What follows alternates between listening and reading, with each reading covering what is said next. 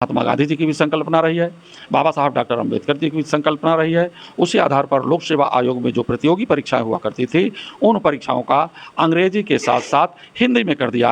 और जब हिंदी में कर दिया तो गरीब के बेटे भी एसडीएम बनना शुरू हो गए, तहसीलदार नायब तहसीलदार बनना शुरू हो गए। तो सरकारों से देश में बढ़ती हुई महंगाई, किसानों के उत्पादन का सही मूल्य न मिल पाना और विद्यार्थियों के लिए जो इतनी बड़ी फीस विश्वविद्यालयों की बढ़ चुकी है, आम जनमानस या जो गरीब बाप का बेटा है बेटी है, वो अपने बच्चे को अच्छे तरीके से शिक्षा नहीं दे पा रहा है। दोस्तों, मैं प्रमोद कुशवाहा आपका स्वागत करता हूं आपके अपने चैनल युवा एक नई सोच में।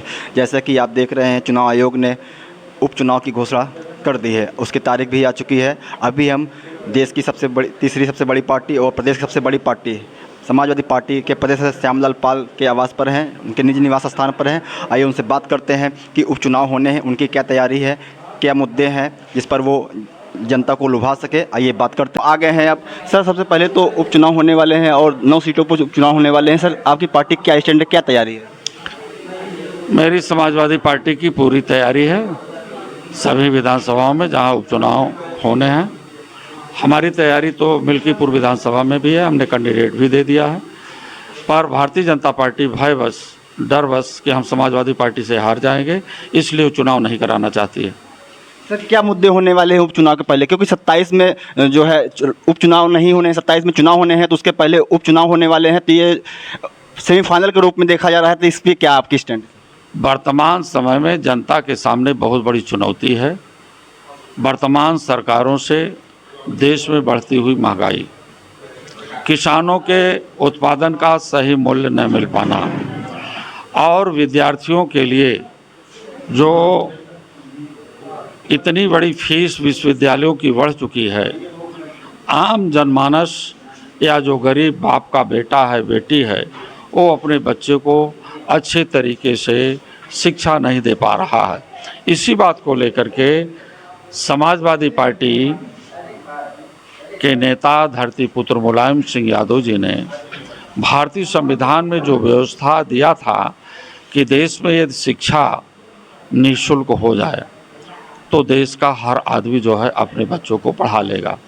साथ ही भारतीय जनता पार्टी या देश के प्रधानमंत्री जी एक देश में एक इलेक्शन की बात करते हैं, समाजवादी पार्टी एक देश में एक इलेक्शन की बात ना करके एक देश में एक एजुकेशन की बात करती है। ये बाबा साहब डॉक्टर अम्बेडकर जी, डॉक्टर लोहिया जी ने कहा था, चूँकि समाजवादी पार्टी का मूल उद्देश्य समाज में व्याप्त गैर बराबरी, साथ ही साथ जो हमारी आर्थिक गैर बराबरी है उसको कैसे दूर किया जाए। देश की सरकारों ने हमारी गैर बराबरी प्रारंभिक स्टेज पर जो हमारे प्राइमरी के विद्यालय हैं वहीं से प्रारंभ कर देती है। प्राइमरी विद्यालय में पढ़ाई के पाठ्यक्रम दूसरे तरीके से हैं, कॉन्वेंट विद्यालयों में दूसरे तरीके के हैं। जहां पूंजीपतियों के बच्चे पढ़ते हैं वहां का सिलेबस दूसरा है, जहां गरीब घरानों के बच्चे पढ़ते हैं उसका सिलेबस दूसरा है। यही काम माननीय नेताजी ने, जो गरीब घराने के बेटे और बेटियां कहीं प्राइमरी स्कूलों में, मिडिल स्कूलों में या माध्यमिक या डिग्री कॉलेजों में पढ़ करके निकले हैं, उस हिंदी को सर्वमान्य इस देश की भाषा को एक राज्य भाषा का दर्जा देने के लिए संकल्पित रहे हैं, जो महात्मा गांधी जी की भी संकल्पना रही है, बाबा साहब डॉक्टर अम्बेडकर जी की भी संकल्पना रही है। उसी आधार पर लोक सेवा आयोग में जो प्रतियोगी परीक्षाएं हुआ करती थी, उन परीक्षाओं का अंग्रेजी के साथ साथ हिंदी में कर दिया।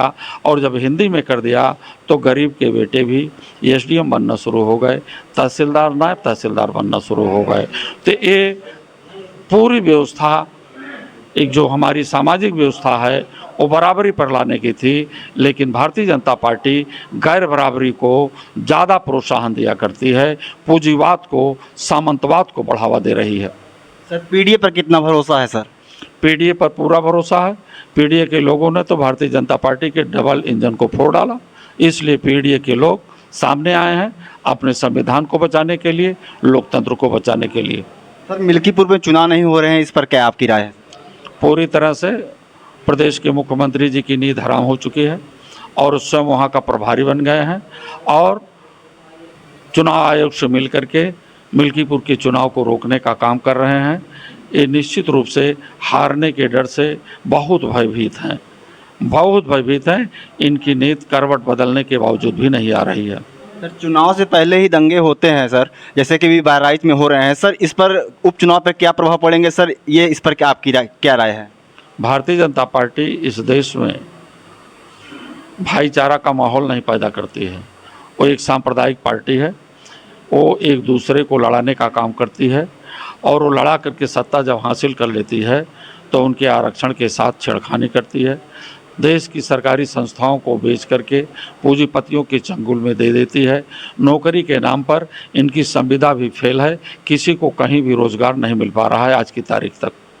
सर, हरियाणा में जिस प्रकार से चुनाव के रिजल्ट आए हैं सर, एग्जिट पोल में कुछ दिखा रहा था और रिजल्ट आया तो कुछ परिणाम निकले, तो उस पर विपक्ष लगा रही है कि आप लोग चुनाव में जीतते हैं तो ईवीएम पर नहीं बोलते हैं, हारते हैं तो ईवीएम पर ढीगड़ा फोड़ते हैं। इस पर आपकी क्या राय है?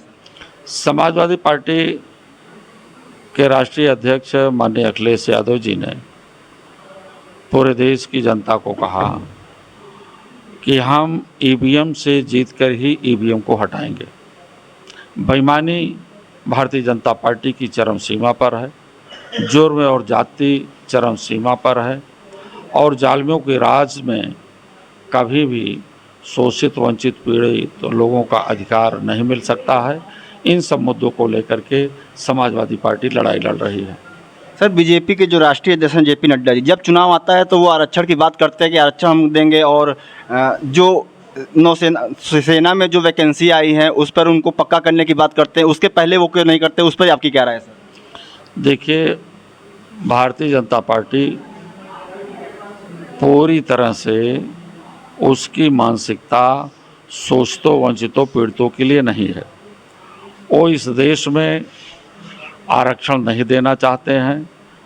इनके मोहन भागवत जी ने बिहार के उपचुनाव में भी कहा कि आरक्षण नहीं चाहिए। मैं सवाल करता हूं कि कहते हैं कि आरक्षण के माध्यम से चयनित अभ्यर्थी अयोग्य होते हैं।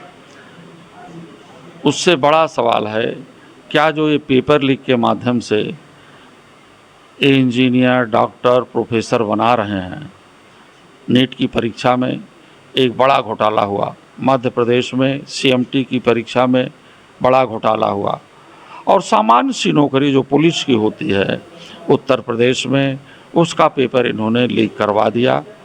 तो लीक करवाने का तात्पर्य है कि जिसके पास पैसा होगा वही नौकरी पाएगा और निष्पक्ष सिलेक्शन प्रतिभागियों का नहीं हो पाएगा। तो ऐसी स्थिति में निष्पक्ष रूप से चुनाव हो और निष्पक्ष रूप से जो हमारी परीक्षाएं हो उसमें धोखाधड़ी ना हो, उनके पेपर लीक ना हो। अगर ये पेपर लीक ऐसे कराते रहेंगे, मैं 100% कह रहा हूँ कि भारतीय जनता पार्टी का जो अभी बड़ा वाला इंजन उत्तर प्रदेश के लोगों ने लीक किया है, इनका छोटा इंजन कब भ्रष्ट हो जाएगा उन्हें खुद नहीं पता होगा।